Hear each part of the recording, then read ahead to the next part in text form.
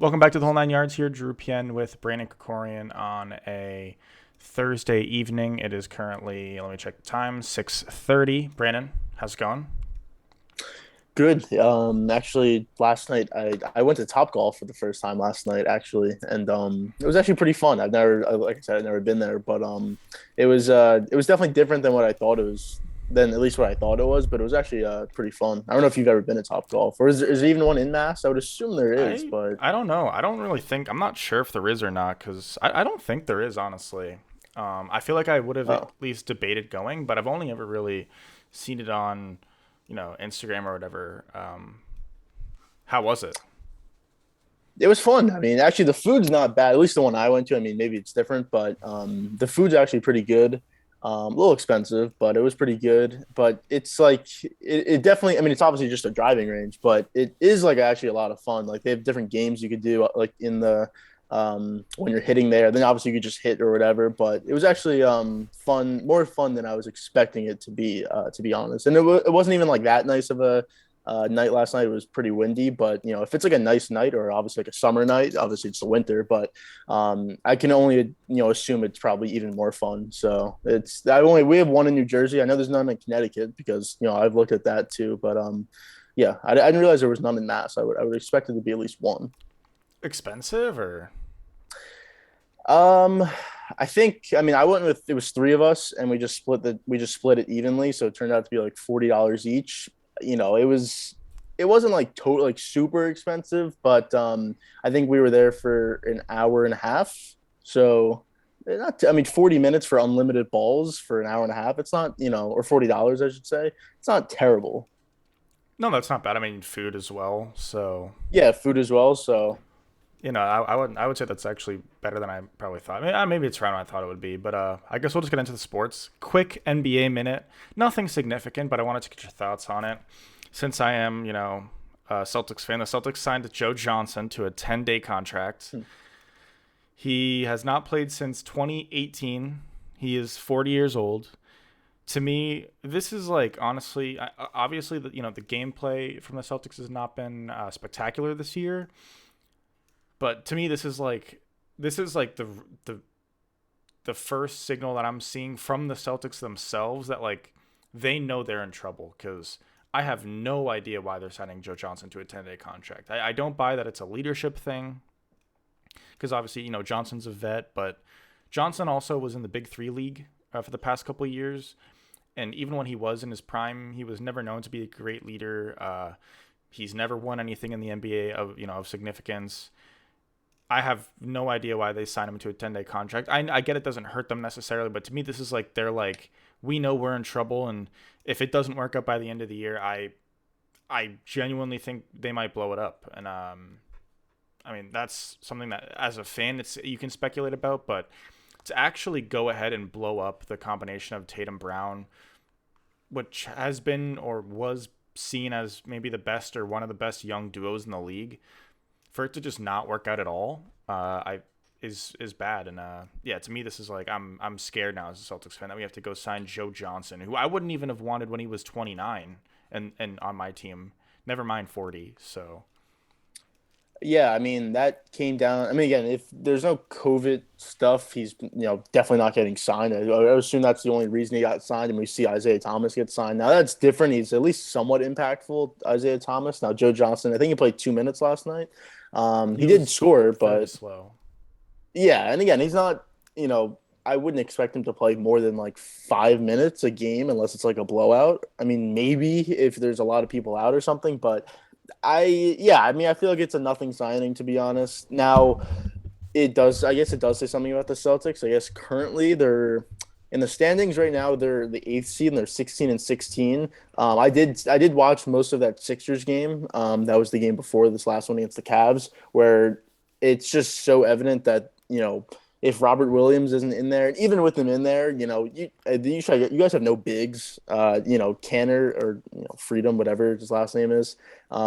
That's just not a good. Freedom. He's a good bench player, as if he's gonna play 10 minutes. He He's a can't be playing more yeah. than 20 minutes. I mean, yeah, So he's a that's a yeah, problem. yeah, That's a yeah. problem. I would agree. I mean, yeah, I think our team's done, and I mean, we haven't done a great job of putting guys around Tatum and Brown necessarily, but even if it's literally Tatum and Brown and then a bunch of, what we have, I think that should still be a top 5 seed, at least contending for a top 5 seed in the East, if not like for sure perennial top 4 seed, like has the ability to go back and forth with a healthy Milwaukee or a healthy, you know, maybe not a healthy Brooklyn with all three players, but it should be a team that competes with anybody but like a super team, to me at least. And if it's not going to do that, then I don't really want to blow it up because I don't want to have to trade Jaylen Brown for 70 cents on the dollar when we could have traded him for, a dollar on the dollar a couple of years ago. And it just feels bad to have to do that. But if that's what we have to do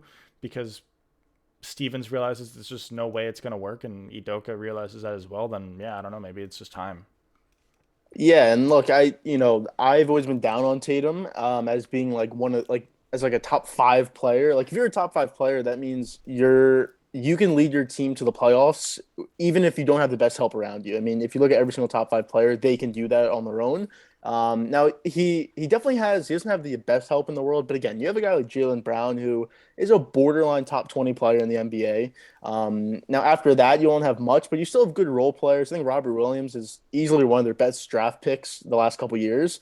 He's If you like look at their only Langford, like one that yeah, is if you look at still in the league Langford pretty much. So and Neesmith, I mean, they haven't done really anything.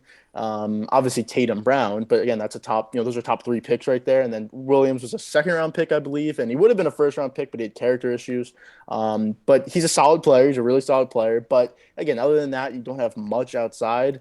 So yeah, if Tatum's never gonna, you know, grow into that role of being that top five player, that guy who could lead you to the playoffs on his own and can just put a team on his back, which again, I don't think he can, unless something dramatic changes.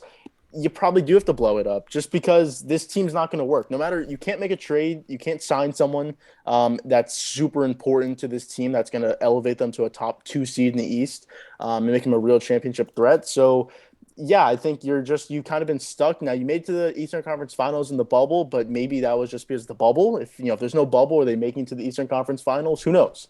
So I think they may have got a little stuck on that year and tried to keep going for it, but they just yeah, it seems like a blow up is going to happen again. They're 16 and 16 through 32 games. That's probably where they're going to be. They're probably going to be 500 when the year ends. So that leaves you what, the seven seed, eight seed, potentially, maybe not even making the playoffs if they don't win, the play-in game. I mean, that's a failure for sure if they don't make the playoffs. I would 100% agree. I guess at that point though, we'll just move on. Celtics, unfortunate, but oh well. I guess we'll talk. We never talk about the Week 15 games. We'll spend a quick couple minutes on that and then get into Week 16. The first game we'll talk about is Packers Ravens. If you want to start there, Packers end up pulling out the 31-30 dub over Tyler Huntley and the Ravens. I'm going to start with the end of the game, and it's a similar question we answered a couple weeks ago, but I'll ask you again. Did you like the decision to go for two at the end of the game? I did like the decision to go for it, but I just didn't like the play call. And I mean, I texted you this like when it was happening, like why wasn't the play call at least involving him running the ball, because he just scored the touchdown running the ball. They had all the momentum. I mean, like the last two drives, they went down and scored touchdowns, and a lot was with his legs. Again, he's basically Lamar, just a worse version. So why is the play call not at least a threat of him running? It was an automatic throw to Andrews, and you saw the safety. They showed it on the replay. He's beeline to Andrews because he knew the play was going to him. So I feel like you'd come up with a better play with someone who's been killing them with his legs all game and someone who's that athletic. I feel like a play call has to at least have the option of him running, and that play call had zero option. And again, if that's Lamar, is he making that throw? Still probably not. It's still probably not working out if you do that same play call. So I just think they should have done at least a running play, or at least the option to run. I mean, again, you're at home. Again, if you go to overtime there, you have the momentum. But again, there were still 42 seconds left. If you kick the extra point, Rodgers could easily put you down the field and get you to field goal range. So I understand that as well. And again, going to overtime, if Rodgers gets the ball first, that game's over. But at the same time, you did have all the momentum in that fourth quarter. I think they scored. They scored 13 points, but again, they scored two straight touchdown drives and got a stop in between. So there's a back and forth, but I did agree with going for it, just not the correct play call. I think they should have done a different play call. Yeah, so my thought process is on this is I wouldn't spend I know this is, what we're talking about, but if I was, the coach and I was the guy coming up with the decision, I wouldn't want to spend too much time on like at least game planning. Like if we were in the situation, do we want to go for one or two? Because I think it's kind of whatever. Personally, I think in that situation, I would have just kicked the extra point because we did have all the momentum. We have the best kicker in the league, probably by far. We had gotten some stops. Maybe not.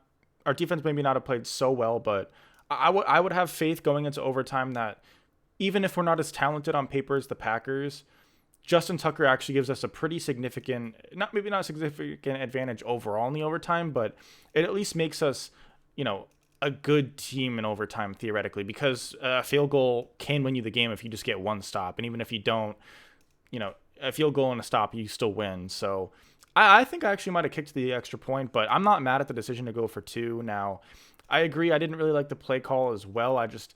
To me, to eliminate half the field as a potential place to just kind of squeeze everybody into that small zone with Tyler Huntley's mobility really doing nothing for you on that play. Maybe that's not a play call you give to Brady, but I mean, Mac Jones with, Jimmy Garoppolo, those kind of mobile quarterbacks could have, that's a play maybe you give to them. I don't know, but I just, I didn't like the play call either. I think if we watch it again, he would have had somebody open had he waited a couple extra seconds, I want to say.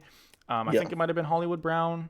it was. But listen, I just didn't like the play call. I think you could have come up with something better. To me, and if you are a team that like is ride or die by the 2 point conversion in this type of scenario, you better have like four plays that you can go to that you're like 90% sure it's a touchdown. Because the one I think about off the top of my head is the 2016 Pats Falcons Super Bowl, and the Pats had to go for two twice. Like you kind of had no doubt they're going to get those 2 point conversions. And I know, they had all the momentum, but so did the Ravens in the situation. Like, to me, it's just like, you got to have those plays, like, you need to have some plays that are ready to go if you're a team that's in a tie situation, going to go for two like this. So to me, it's inexcusable to lose two games like this. And now you have to go fight for the division. And if you lose one or two more games, if you don't win this division, you might not even make the playoffs. So if you don't make the playoffs because you didn't get 2 2 point conversions, then I think you have to look at, and I'm a Harbaugh fan. I think Harbaugh is one of the best, if not, maybe he's not the best, but he's a top. There were times when I thought he was the second best coach in the league. So, you'd have to look back and you'd have to blame Harbaugh for not being in the playoffs if they miss it this year, to me. Yeah, and again, the weird thing is that like I feel like the Ravens would be the most lethal team in a situation like this with Lamar or even Huntley. Again, he's basically another version of Lamar, where you have a quarterback who can run the ball and throw it as well. But again, it's 2 yards away. You're not really trusting their arm as much. But I feel like they'd be the most lethal team. If you look at like, even though the Bucks have Brady, like you just know he's not going to run the ball. You know it's going to be a pass. If you look at certain teams, you know it's going to be a pass. With the Ravens, I feel like you have to incorporate a run, or at least the threat of a run, just because of the athleticism from your quarterback. So I think it's really surprising that they can't figure it out. Again, you should have at least every single training camp, they go over 2 point conversion plays and fourth down plays. And you always have a couple that you just know are locks to score. And I feel like the two plays they called, now the one against the Steelers, I think Lamar just missed him. I think that was a great play call. He just missed him. This one, Andrews hit a monster game. Again, 10 catches, 136 yards, two touchdowns, but everyone knew the ball was going to him. I mean, there was a reason why the safety beelined right toward him, because they knew the ball was going to him. So I feel like you have to read the situation as well, and maybe go away from Andrews, or maybe try and do another pick play, or try to disguise it somewhat different. They kind of just rolled out and he just threw it right to him. So there's definitely different ways you could go about calling a different play, but it's definitely surprising that it seemed like the Ravens can't figure out how to get a guaranteed 2 point conversion, especially with their quarterbacks. Was that the game with Brock Heward and whoever else? Do you remember? I'm not sure if you remember, but No, I don't remember, to be honest. okay, I'll have to look it up because whatever game Brock Heward did commentate, I thought he did an awful job. I know I've kind of been on a little bit of a recent, maybe criticizing some color commentators or whatever, but yeah, I thought he was bad. I think it was the Ravens game, but I could be This wrong. was this was a Fox game. So I don't know if that. That doesn't tell me any. I don't know. Yeah, I could Um, look it up actually, but I will say this game did remind me, and we didn't get a chance to talk about it like we were talking about, but it was the main crew. It was Joe Buck, Troy Aikman, Aaron Andrews, but okay. uh, the game we need to talk about was the Thursday night game, and we could just touch on it quickly. But similar situations where you had the Chargers and the Chiefs. That was a great game. Feels like forever ago, to be honest. But Chiefs win that one 34-28 in OT. But the Chargers were aggressive. They were going for on fourth down. They went for it on the first drive of the game. It should have been a touchdown. The guy, he gets injured, he has to get carted off. So, if he doesn't land on his head like that, he's catching that for a touchdown. But, before half, I didn't agree with that one at all. I don't know if you did. I would assume not. I feel like you take the points there. That's guaranteed 3 points. You just have to take that at that point. But they were aggressive and they were going for it, and it just didn't work out for them. And after the game, Staley said, that's what we do. We're going to keep going for it and be aggressive like that. And I respect that, but at the same time, I think you do have to know the situation. And if you're going to go for it in situations like that, you need to have a play call that's going to work. You can't do a play call that 80% of the time may work. It has to be 100% of the time. And trust me, these guys have plays that work 100% of the time. You see it throughout games. Like there's a play call that they'll call, and they just know it's going to work as soon as they call it. So that was from the Thursday night game, but it just reminded me of that game when watching this one. Yeah. I think Heward was on the Rams Seahawks game. That's what I'm thinking of. But yeah. Sounds like you don't Anyways, like him. no, I mean, I feel like a lot of the commentators. I mean, I'm not telling you I could do a better job. I mean, I couldn't. I'm just telling you that I think being a commentator in one of these games, specifically the one that's given the feedback, the color commentator, not really the play-by-play, but I mean both. I think it's a very hard job, and I think very few actually nail it. There's a lot of 1 o'clock windows where I debate just muting the sound because I don't like Mark Sanchez. I don't have the list of, but there's a lot of them I really don't like. I know people don't like Collinsworth, but I do like Collinsworth. I like Collinsworth too. I like Romo. I think everybody likes Romo, but I like Romo. But I mean, honestly, out of those two, like after those two, there's not a bunch of them that I'm like, wow, I love these guys. Well, So it sounds like from your Patriots episode, you don't like Greg Olson. no, I don't like Greg Olson. I I actually don't don't. mind Greg Olson. I think he's all right. Okay, I don't hate Greg Olson necessarily, but I just don't think he should have been commentating that game. I think he, listen, I'd have to go and rewatch the game and listen to him again. But there were times when I was like, what is he talking about? It was the one thing that I talked about this in the Clips channel. But do you remember? I don't know if you were watching the game live, but when he was like, they were talking about the decision to kick the field goal instead of the touchdown or go for the touchdown, like fourth and goal from the 8. It was in the fourth quarter, and he was like, well, you kick the field goal to bring it down to 2 possessions, but it was already a 2 possession game. So he was just, I don't know what he was talking about, but so I guess he meant a field goal touchdown game, I guess, instead of a touchdown game. I literally, I think I don't know. To me, that's just like, it's not like something you just mess up saying, whatever. But yeah, I thought he did not have a great game. I think he commented, who did the play by Burkhart, right? I think. Burkhardt, yeah. Yeah, okay. They're I the thought he B was all team right, at but Yeah, they're the B team at Fox, so that's the games that they do. that's their But B team. They yeah, don't have that's like their B multiple B team. teams. Well, I mean, that's their if there's a 1 o'clock prime time game, or if there's the Saturday night game, they would do that one. That's a bad B team, in my opinion. But I mean, I don't know. Who am I to? But um, anyways, yeah, we did always discuss about doing a commentator tier list, so I guess we could still do that. But we should maybe do at the that end of this, actually. yeah, Yeah, we maybe at should. the end of the season we could do that for something. I think what we need to do is like, obviously, have the tier list itself, but you can't just recognize some of these guys just by their faces. At least not. There's at least going to be a few guys where you're like, I mean, probably know how that is, so we'll probably have to bring up like specific clips and then tier list them. But week 15, I said week 15 for week 14. We just talked about week 14. This week is 15. Predictions. Right Other way now, around. Last week was week 15. no, no, no. Oh wait. Oh, okay. I have it as okay. You're right. You're right. I did not mess it up last time. I Well, messed there it was up. another. Are we done talking week 15? I thought we had another game to Okay. talk Okay. about. Oh yeah, yeah, yeah. Right. You're right. We can talk about the last game then get into 16. Yeah. Yeah. All right. So the last game, which was Sunday Night Football, Saints at Bucks. A consistent problem with Brady and the Bucks against the Saints. They lose 9-0, just say score, but in the regular season, since Brady's gone to the Bucks, he's 0-4. Now he won the most important one, which is the playoff game. But even then, I mean, if Breeze doesn't turn the ball over, Tampa's not winning that game. I mean, they definitely got lucky in that one that, Breeze and the Saints definitely made mistakes. Cook, you remember Jared Cook fumbled the ball. So, if those turnovers don't happen, then who knows? But again, they just another crazy game. I mean, honestly, it was a really crazy game to watch. The Saints just dominated them. And now again, the Bucks had injuries. Godwin tears his ACL, which Collinsworth talked about that hit live.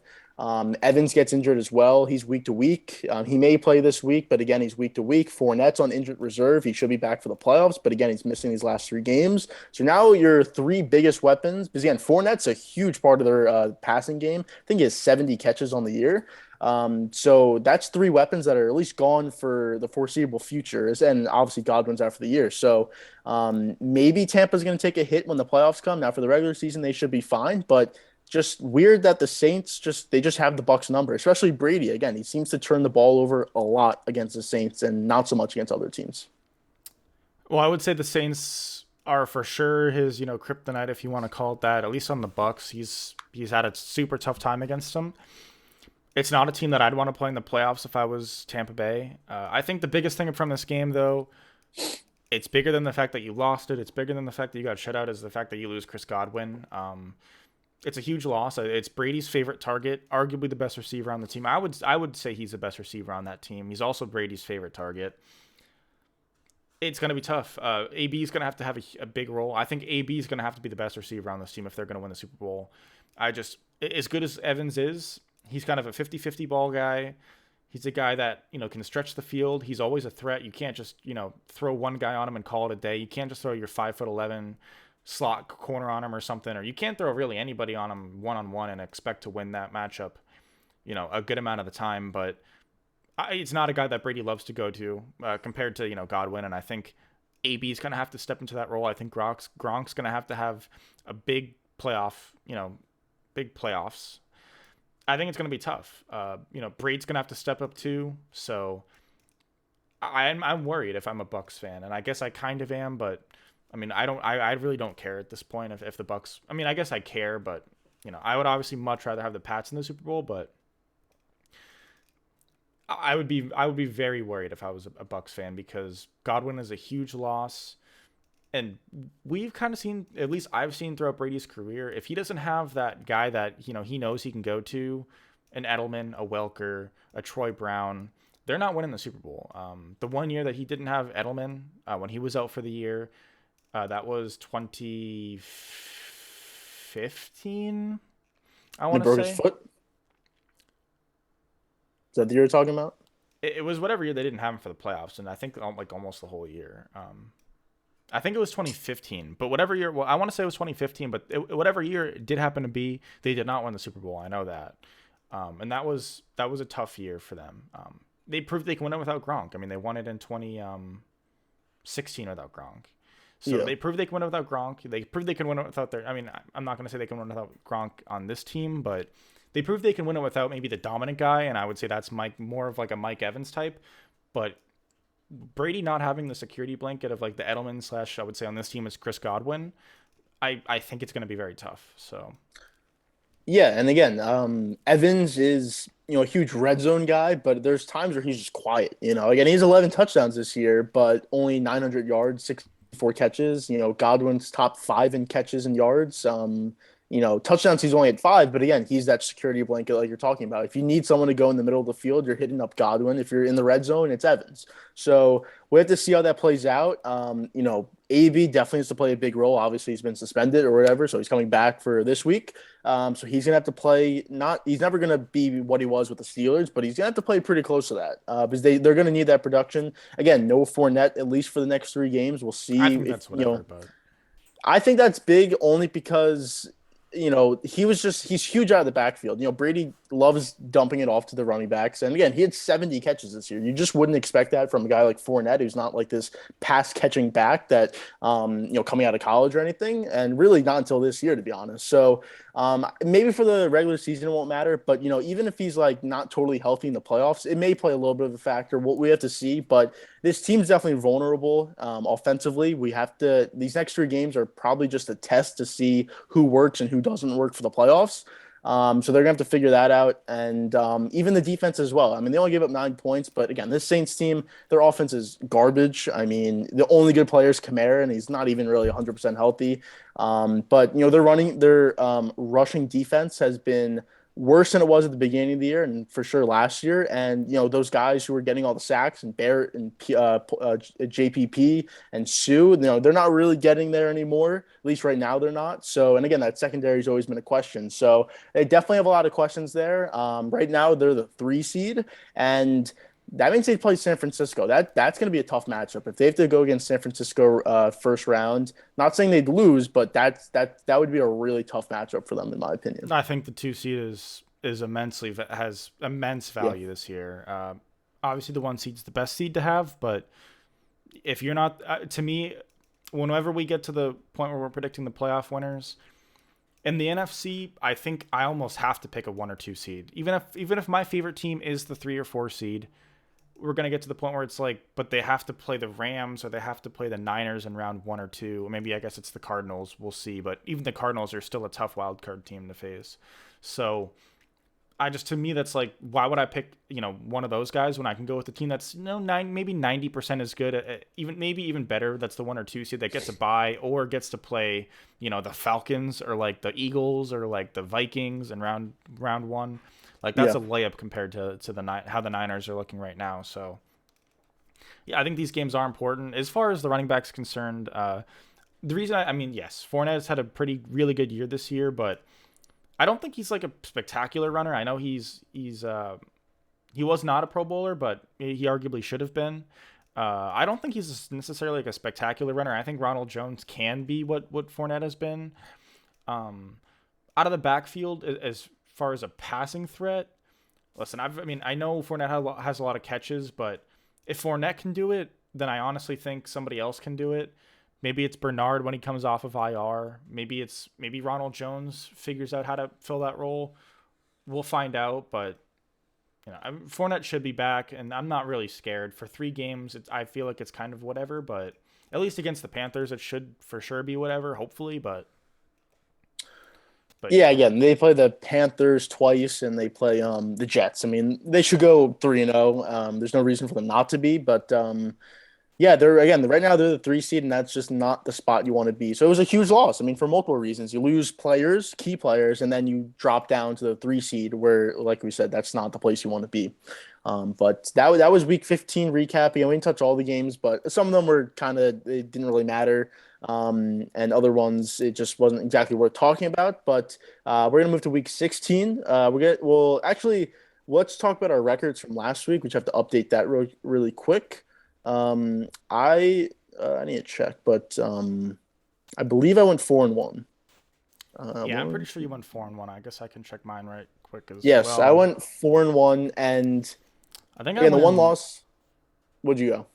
Oh, hold on. You can say what you were gonna say first. Well, I was gonna say, and I was texting you this. I mean, the one game I lose is the Packers game, which I get the news of Lamar not playing the day of the game, and I'm thinking, I mean, that's just an automatic win, and then it turns out that they almost lose the game, to be honest, which would have helped me as a Cowboys fan because the Packers would, we would have been the 1 seed, I guess, but um, that I thought that was a guaranteed win, and then even the Vikings Bears game. I mean, if there's not that rule about at the end of the game you just don't kick the extra point, which I think that happened in the Saints Vikings game, the Diggs catch. They made that rule after that game where you don't have to do that if it's there's zero time on the clock. That could have possibly, if they, who knows, maybe they go for 2 or something, I don't know, but that almost didn't hit as well, which it was ridiculous that the Vikings didn't blow them out by 30 points in that game. Yeah, I ended up going 2-3.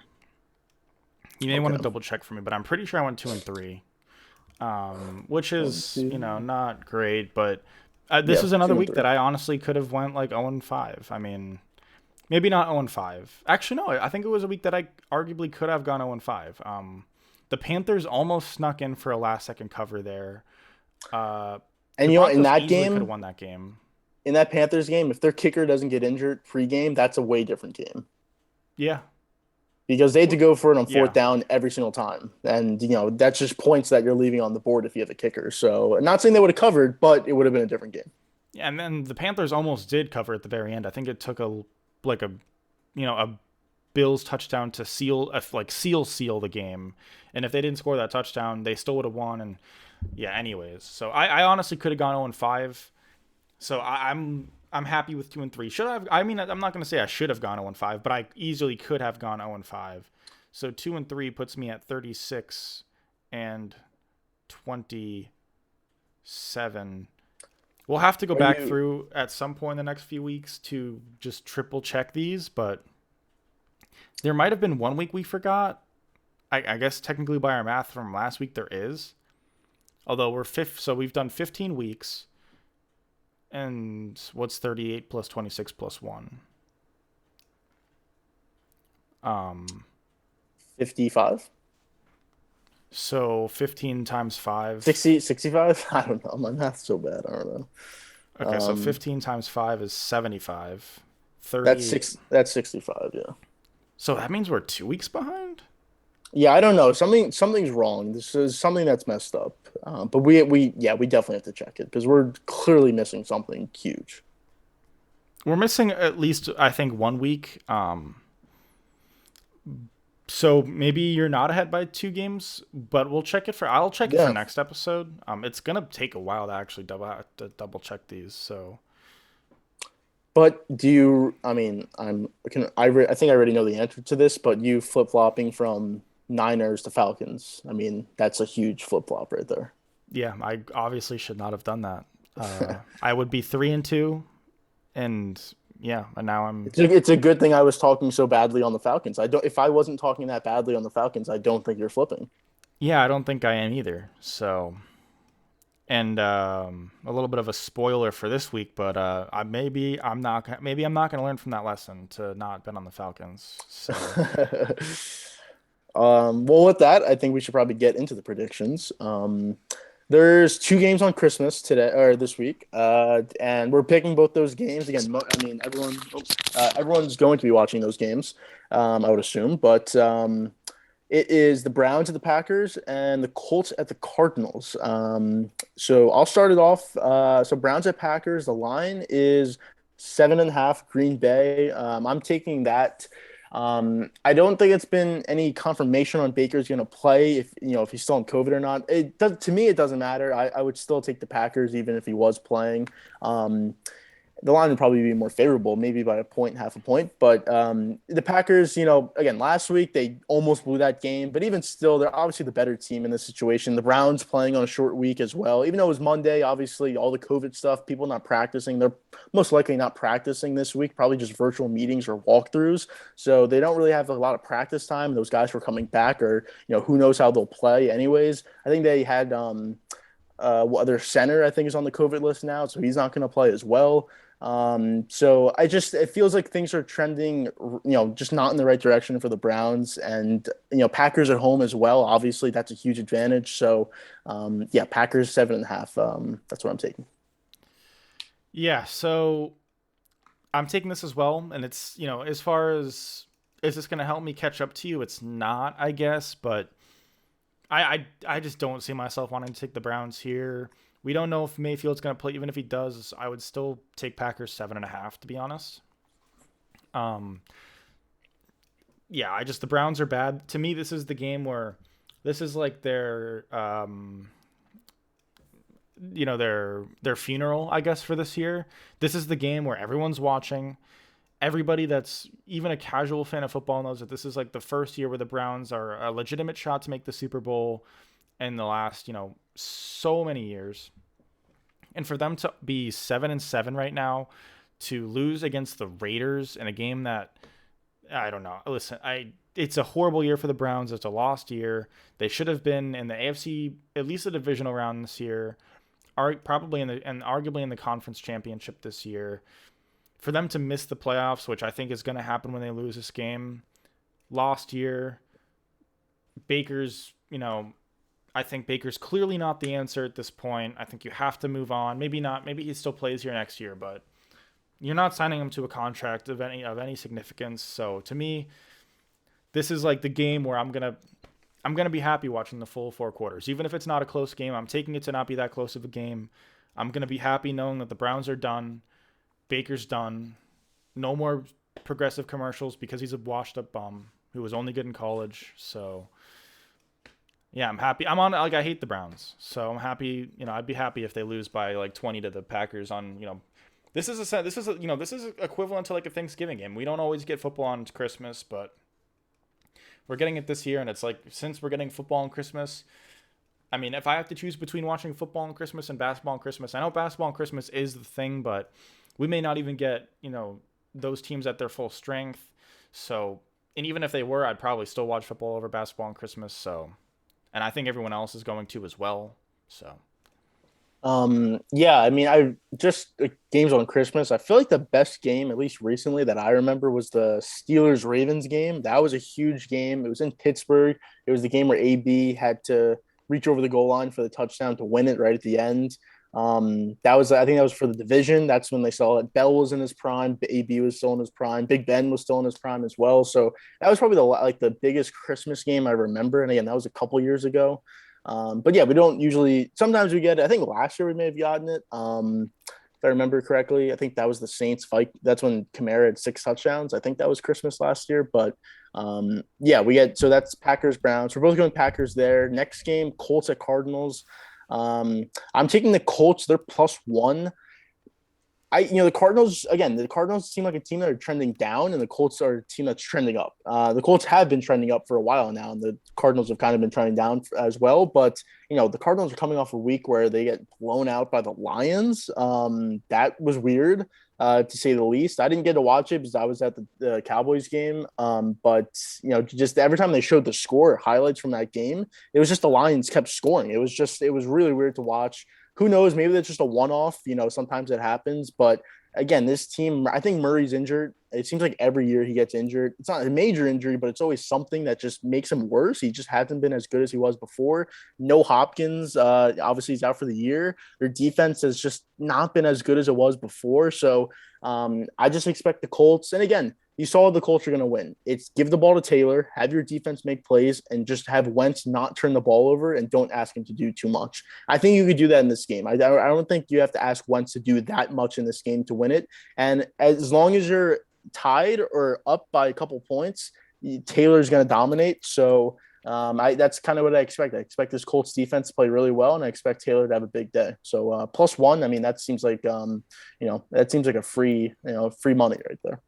I was going to tell you, if I had gone first, I would have picked the Colts. But I made a last-second switch. Maybe it's because, I have to do some catching up, most likely. But honestly, that's not it. I agree with everything you said. The Colts are a team that is trending up, and the Cardinals are a team that's trending down. No Hopkins, like you said. Murray's always kind of got those injuries to end the year. Cliff Kingsbury is, in my opinion, clearly an inferior coach to Frank Reich. Taylor is making his case for MVP, although I am against that case. I think if he were to win MVP, I would say just get rid of the MVP award because it's just like I just hate it. I can't stand it anymore. But I'm going to go with the Cardinals. And I like the Colts as a team. I've always been on the Colts bandwagon like the whole year. I literally said I think they were either 0-3 or 1-4 or something. I said when they were 1-4 that I still like them to maybe not win the division because the Titans had been doing really well, but I think even when they were 0-3, I still liked the Colts to win the division, and I still definitely like them to make the playoffs. They're clearly a playoff team. To me, they're clearly better than the Titans right now as a team. Even if Henry gets back, and then Taylor's not the MVP anymore because Henry's back. But I'm going to take the Cardinals, and the reason is because I think the Colts are due for a loss. I think they're coming off a high after a huge win against New England. They were off a bye that week. Reich pulled not all the tricks out of his sleeve or whatever, but they had some trickery in there. They had some trickery. And the Cardinals are obviously coming off just a horrible loss. And to me, are the Cardinals really going to come off that loss and throw another embarrassing game like that? No. No, I still can easily see the Colts winning because the Colts are a really good team, but I think the Cardinals, I think to me, I hope they want to get rid of the narrative that they're a team that falls off when you get past the month of like October. So I'm going to take the Cardinals to win. The Cardinals are the home team. And yeah, to me, the 1 point is kind of whatever. So yeah, I'm going to take the Cardinals to win. I think it's Do you have close, the? though.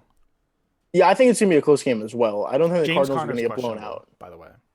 Okay. But He I was a don't know. I pro. don't. He was actually a Pro Bowler this year, I but think he's another one of those running backs that is like he is not good. Like I don't like maybe me saying he's not good is an overstatement, but he's not special. I'll say that. yes, I think he's benefited. It's 14 touchdowns. If he doesn't have that many touchdowns, he only has 700 yards, so he's probably not a Pro Bowler if he doesn't have those To me, touchdowns. touchdowns are like the most useless stat. Like, I mean, are didn't they LeGarrette Blunt have like 19 one year for the touchdowns? Is Patriots? literally 70% of the touchdowns a player gets is like when you're on the 3 yard line, did you decide to run the ball in or throw the ball in? Like that's so I just don't see why touchdowns matter at all. Obviously, they can matter in specific cases, but it's really about just actually watching the running back run and is he a threat in the pass game? Do you trust him to make do you trust him to pick up a blitzer in a pass block situation? To me, though, those are way more important than like how many touchdowns does a running back have this year? Because James Conner was essentially pretty much cut from the Steelers. Like they just didn't even want him back. And I mean, maybe they regret that decision now. He would be a nice, maybe counter or maybe a nice breather for Najee Harris, but or maybe you just don't draft Najee Harris, you bring Conner back and don't draft Najee and take somebody else instead. But yeah, to me, Conner is not a top 6 running back in the league. He's probably not a top 10. But I mean, honestly, once I get past the top like 5 to 10 running backs in the league, I'm of the opinion that like I want a running back that's good in the pass game that can pick up a run block, and even if he's meh in the running game, like to me, like 75% of your running game is the offensive line. So yeah, I mean, we saw how good like even like the Colts running game was before Taylor, and obviously Taylor's kind of taken it to the next level recently, but you need the offensive line before you can start thinking about the running back. You ask Saquon, ask Ezekiel Elliott after we've kind of seen this Cowboys offensive line age over the years. I think they would 100% tell you that there maybe they're worse players when they were compared to a few years ago, but the offensive line is way more important. So Yeah, I totally agree with everything you just said. But do you have the game open in front of you? Like, do you have stats in front of you from that game or no? from which game? The Cardinals Colts game. Uh, Not really. Why? Only I'm gonna read two players' stats, and I just want you to tell me which one's which. Now, maybe you already know them because you just saw them or whatever. But 3,000 yards, 23 touchdowns, 6 picks. 3,000 yards, 20 touchdowns, 10 picks. Can you name who those players are, or which one of those quarterbacks is it? Um, I'm gonna say the first one was Wentz and the second one was Murray. Yes, I just saw that for the first time, and it's crazy how similar those numbers. Now, obviously, Kyler's the better quarterback, but I mean, stats wise, I mean, Wentz is technically the better quarterback based off the stats, obviously. But I thought that was pretty interesting when I first saw that. That is interesting.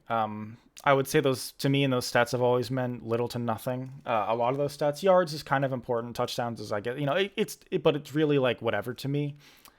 If anybody watched that Colts Patriots game, had Frank Reich had any amount of trust in his quarterback, then that to me that game is not Yeah, close. Like that is a Colts are blowing the Patriots out.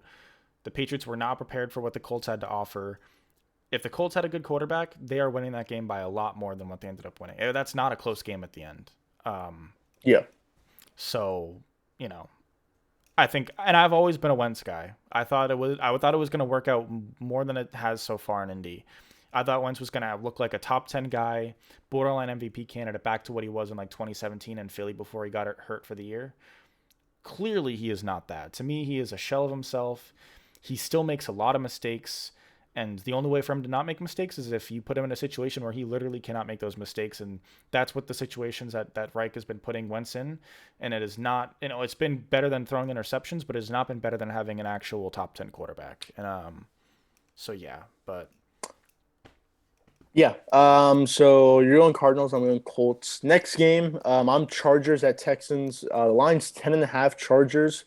I'm taking that. Eckler is not playing for the Chargers, but honestly, I'm not saying that obviously he is impactful and he's been pretty good this year. Obviously, he has 10 touchdowns just on the ground, but honestly, their run game, it's not great anyways with him in there. And Jackson, their backup running back, he's honestly not bad. So I don't feel like they're exactly losing anything with him not being in there. And obviously you have Herbert, you have Allen, you have Williams, Cook too. So you still have your receivers there. Again, you're playing a Texans team that they beat the Jaguars last week, but again, it's not a good team at all. Obviously, you're on the road, 1 o'clock game for a West Coast team. We'll see how that plays out, but. The Chargers after that tough loss against the Chiefs last week, I don't have like full confidence that they could just walk in there and beat a team, just demolish them. But I'm expecting Herbert to have a big day. I'm just expecting this team to bounce back nicely. Obviously, they get a couple days extra rest as well. And I'm just expecting them to at least cover 10.5. I think they should be able to do that against, again, a bad Texans team. So yeah, 10.5 Chargers. That was a game I looked at as well, but ended up not going there. There's still a chance Eckler plays, but he said himself it's not looking good, so he Yeah. probably doesn't play. But there's still a very small chance, and I'm hoping he plays because he's on my fantasy team in a league that I'm doing well in, and I'm down. So I'm down 19. So it's a 2-week round of the playoffs. I'm down 100 to 81, which means I need to outscore my opponent by more than 19 next week to win, to make it to the final round. And if I have Elliott, which is bad because Elliott's I don't know if he's even a running back that I can start anymore. I'm gonna start him because I really don't have an option that I prefer. But He had a good week last week. I think he had 17 points.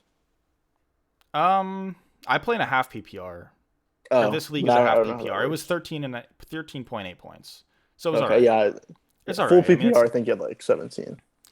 But I mean, Eckler has been my best player this year by far. I have not had a good quarterback the whole year. All I've had is Eckler, and I had Darrell Henderson, who had been good, and now he's like kind of injured, and now that he is coming back from the injury, it's like he's getting split reps with Michelle, and Michelle might be the number one back now. So it's like I don't think I can start Henderson. Gaskin is playing New Orleans, and I'm not sure that's a great matchup for him. So I don't know if I can start him. I picked Ronald Jones up off of free agency, which was a snipe for me. I don't know. I mean, I either start if Eckler's not good to go, then I probably start Ronald Jones, I guess. I I would even say are, so, yeah. but like if I don't have Eckler, I think I'm toast. Like I have Russell Wilson starting, and I don't know how good of a. It's either Russell Wilson or Justin Fields. I think I go Well, Wilson. Fields may not even play. Yeah, that's So true. So I guess I go Russell Wilson. I have I mean, CD they're playing. Lamb. Yeah. I don't know. I'm not looking. I'm not. Yeah, I just my team. If I lose this round, it's gonna end up like the Cardinals. Like I was undefeated to start the year, ended up finishing 9-5. I won like the first like 6 games or something like that. So I did not finish the year well. So yeah, if I lose this week, it's gonna be sad because yeah. But anyways, that's kind of irrelevant. We don't really talk about fantasy that much, and I'm really not a. I don't really care for fantasy to be honest. Like, it's all right, it's fine, but I've never been a big like fantasy person.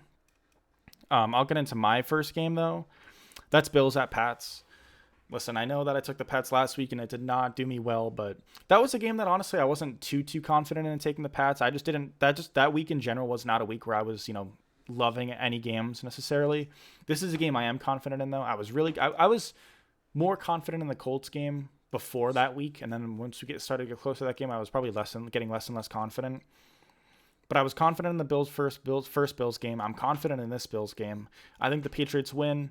I don't think they win big, but I think they win by 10 points. I think Mac Jones has a pretty good game. I think Josh Allen makes a mistake or two. I think the Bills team as a whole makes a couple more mistakes than the Patriots, and I think we just outcoach them to a victory. The Bills have a better roster on paper probably, but I think we just outcoach them to a win, and I think Bill Belichick, there's no way he's going to lose this game. If we lose this game, then I'm officially off the Patriots bandwagon, and I'm willing to say that they can lose in the first round to whoever.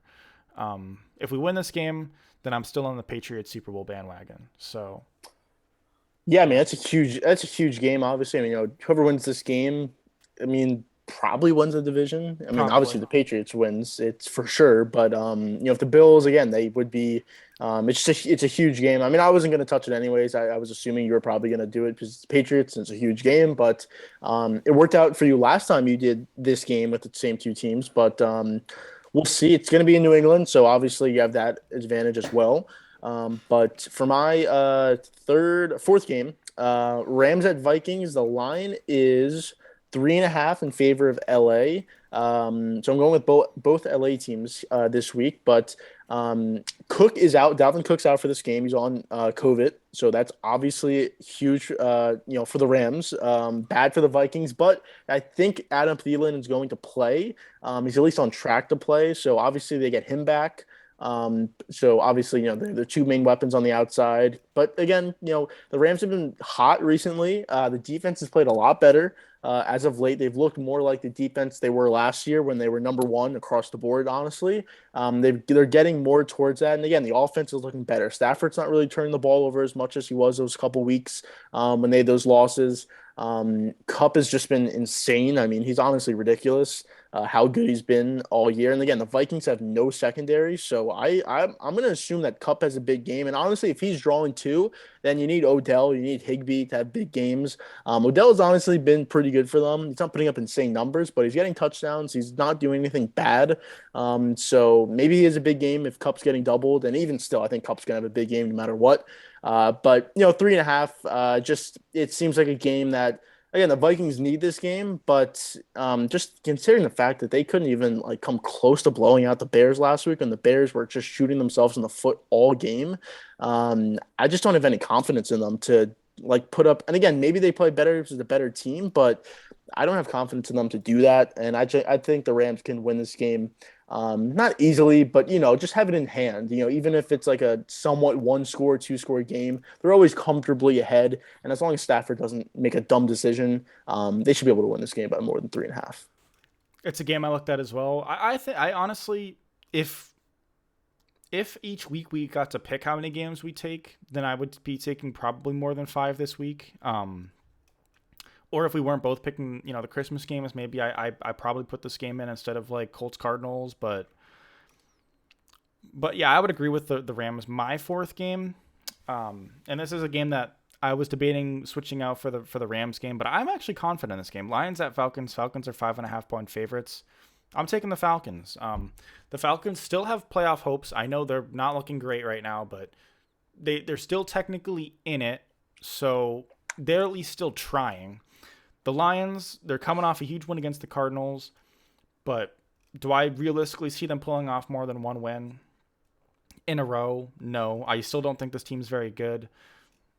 Goff is not a quarterback that, I would have faith in to put more than one good game, in a row together. So I don't really have faith in Goff.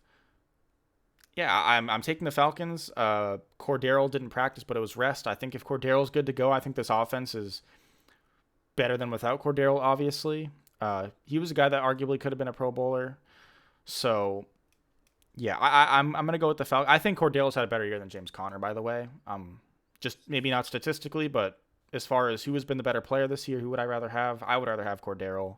Even though I wasn't a fan of him to start the year, I didn't think he was, he was the whole fantasy, like, wow, like, but whatever. I'm taking the Falcons. I'm confident in this game. I am confident in the Falcons pulling this off. I don't know if I've hit on a Falcons bet this whole year, but I'm hitting on this one. So Um, Also, I don't even know if Jared Goff's going to play in this game, so that would assume work more in your advantage than I not. think I mean, so. maybe Yeah, maybe I think not. it I mean, would. maybe the backup comes in and tries an insane game, but he's in COVID stuff, so he doesn't look like he's going to play unless he gets out of it. So again, that obviously could help you as well. But yeah, so you're going Falcons there. For my last game, I'm going. What am I going? Steelers at Chiefs. Now, I said I wouldn't pick the Chiefs again a couple weeks ago, but I'm changing. I'm flip flopping, Was that a and I'm couple weeks taking. ago? Well, maybe more than a couple weeks ago, but at least a month ago for sure. I Before they mean, before they got back hot You again. have picked them since this game for sure. There's no way. No, I right? haven't. I haven't picked the Chiefs. I haven't picked the Chiefs not last week, not the week before, not the week before that, Oh, or the okay. week before that, or the Wow. week before that, or the week before that. The last time Oh, I that picked was the Chiefs, actually that the was last week time I picked the 7 Chiefs was week 8. or week 8. Okay. Yep, Yeah. that Wow. was the That's last actually time. crazy. I mean, we remember we talked about the semester flying by. I mean, Yeah, that felt think like about that. that was like a month ago that we were talking about. I don't know. But anyways, yeah. I And mean, I go, want, go. yeah, I wanted to do this when they played the Raiders at home. Now I wasn't expecting them to beat them by 40, but I did want to pick them in that game. I never did, obviously, but for this game, I didn't love the other games, honestly. And even though the Chiefs, they put up 34 points against the Chargers, but for the first 3 quarters, Mahomes really wasn't that good in that game. He really got it going in the fourth and OT, where obviously Kelsey made a huge plays after the catch, but the one thing that doesn't help is that it doesn't seem like Kelsey or Hill's going to play. So obviously, why would I pick Chiefs in this one? But I think this is a game where Mahomes steps up. I think he has a monster game in this one. Even maybe the stats aren't insane or anything, but I think he looks better. I think he puts a full 4 quarters together. The Chiefs defense obviously has been playing really well. The Steelers offense, what am I going to expect from that offense? Obviously, their defense is really good and everything, but and they had a big win against the Titans last week. But Chiefs at home, they're the number one seed right now. They win this game, they're still the number one seed. I think it's a big game for them, honestly. It's a huge Uh, and I game to me. and I think yeah, and I think Mahomes just puts together 4 quarters of really good quarterback play. Even if Hill or Kelsey's not in there, even if they're both not in there, I think he still does. I think it's gonna be a tough game, but I think again, 8.5 is a lot.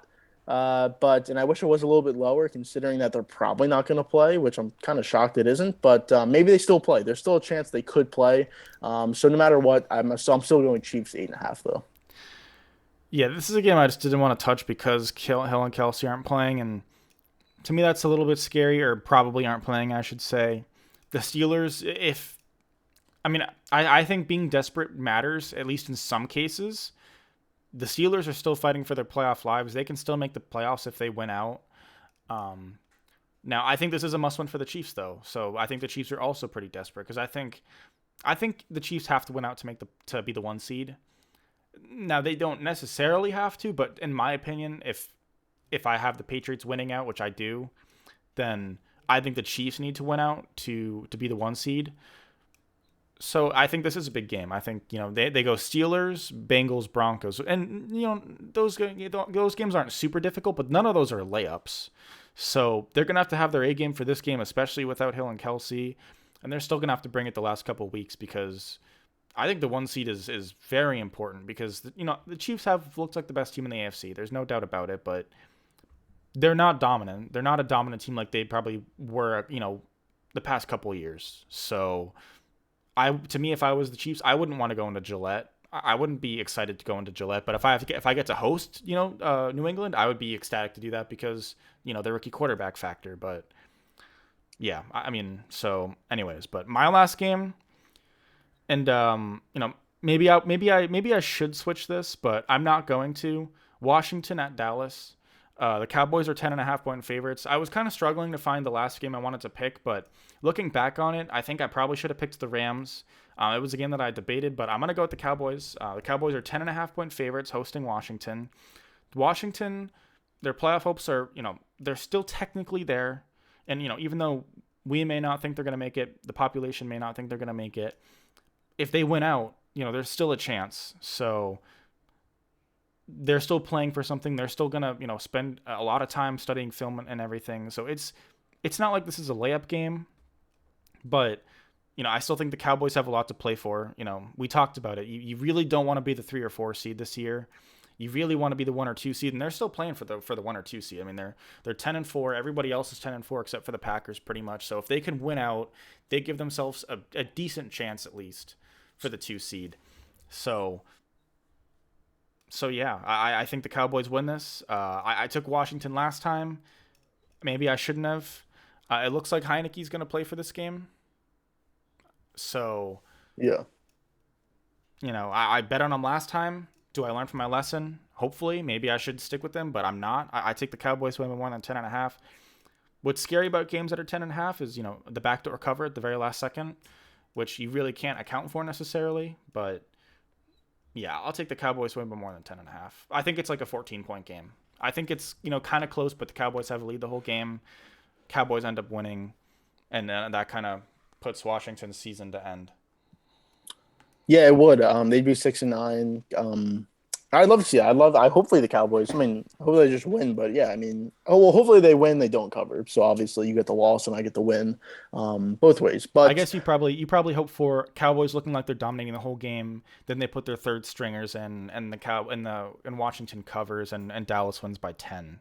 So they still have a yes, game where they look really good and are up like 17 the whole game, but Heineke gets to score against the third strings. But hopefully it's 30-13, and then they score a touchdown with 5 seconds left.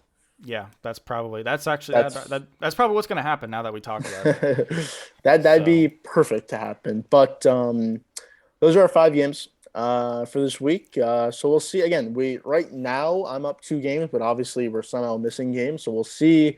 I guess we'll see what it looks like. We're rather do it at the end of the year, or maybe if we want to do that at some point before. But again, right now I'm up 2 games. But yeah. That's predictions for week 16. I mean, is there anything else? We talked some NBA, but is there any NBA stuff? Anything? no, I think that's it. So appreciate everybody stayed to the end of the podcast episode. If you enjoyed it and want to see more, obviously there's more podcast episodes. Clips channel as well if you want to hear the Cowboys recap or the Patriots Colts recap. If you want to hear anything about F1, Brandon's uploaded a couple episodes. I know it's it's a little bit far out since that ended or whatever, but not really that far out. So if you want to check that stuff out, feel free to check it out. Mhm. At some point, we'll be coming out with some more stuff for the Clips channel, as well as I do intend to upload some stuff on the TikTok. I did say that a couple weeks ago. I didn't get to it, but I will be getting into it at some point soon. So check that stuff out or whatever. But we'll be back Sunday night, maybe. Potentially, yeah. If not, soon after that. So stay tuned, everybody. Goodbye.